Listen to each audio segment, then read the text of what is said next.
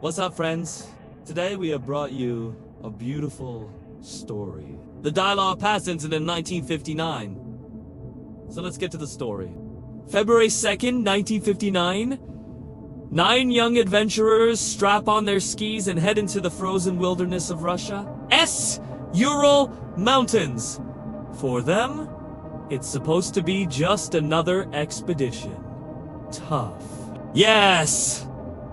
Dangerous, of course, but nothing they hadn't faced before.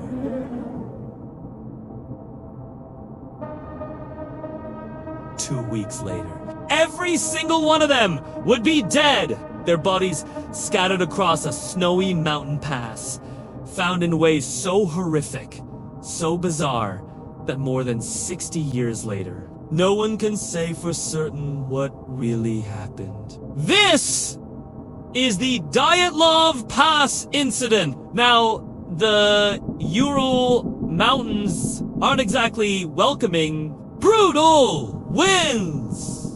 Snow so deep it swallows your legs. Temperatures dropping to minus 30 degrees Celsius. For most people, that's a nightmare. But for thrill seekers, that's the adventure. The group hall students from the Ural Polytechnic Institute were no amateurs. They were skilled, experienced, and led by 23-year-old Igor Dyatlov. Smart, tough. The kind of leader you'd trust with your life. They packed carefully, got their permits, said goodbye to friends and family, and boarded a train to a tiny village called Vitsai, the last taste of civilization before the wilderness. Spirits were high. They laughed, took photos, scribbled in their journals. None of them had the slightest idea of the nightmare that was waiting. From Vitsai, a truck carried them as far as the roads would go. Then it was skis on, backpacks strapped tight, and into the forest they went. At first, everything was fine. Songs around the fire. Simple meals.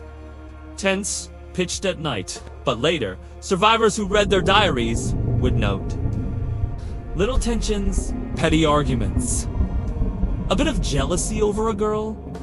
Nothing big, nothing serious, but enough to plant seeds. Still, the group kept pushing forward. Their destination, a mountain called Otorten. But they would never reach it. Instead, they set up camp on the slope of another peak. Locals had a name for it. They called it Dead Mountain. It was Huron, a frozen ridge that something happened. Something we may never truly understand. Something that drove them out of their tent in the middle of the night, barefoot, barely dressed, into a raging snowstorm. When rescuers finally found their camp weeks later, the scene made no sense. The tent slashed open from the inside. Inside, the gear was untouched. Warm boots, coats, food, laid out like dinner was about to be eaten. But the hikers, they were gone. Their tracks led down the slope. Not running, not panicked.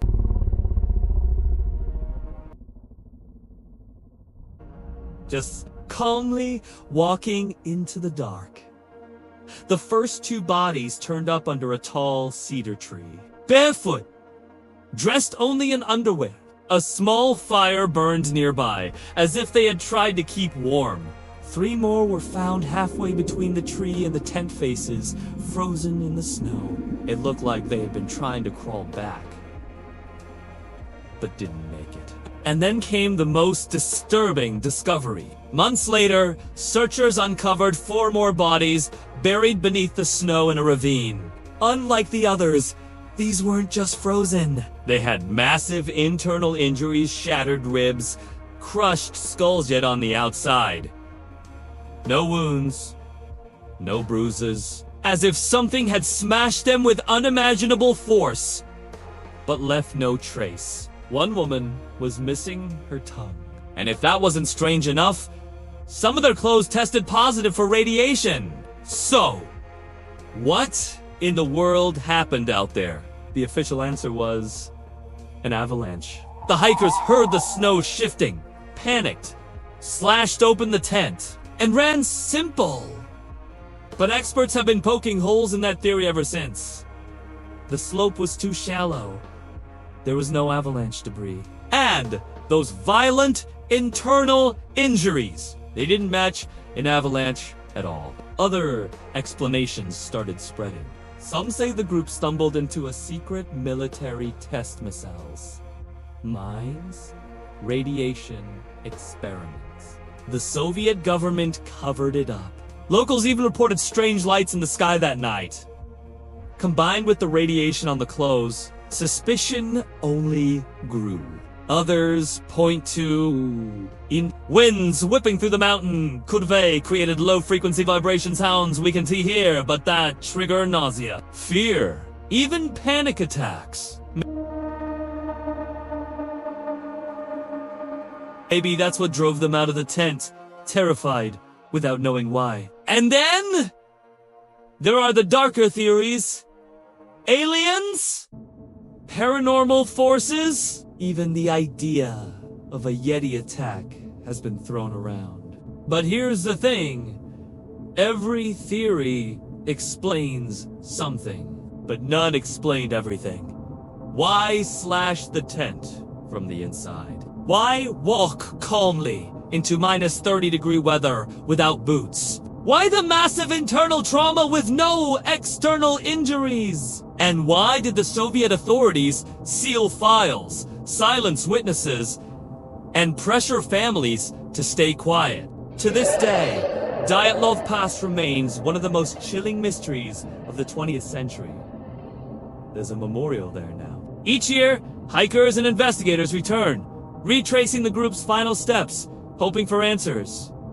But the mountain keeps its secrets. More than 60 years later, the question still hangs in the air.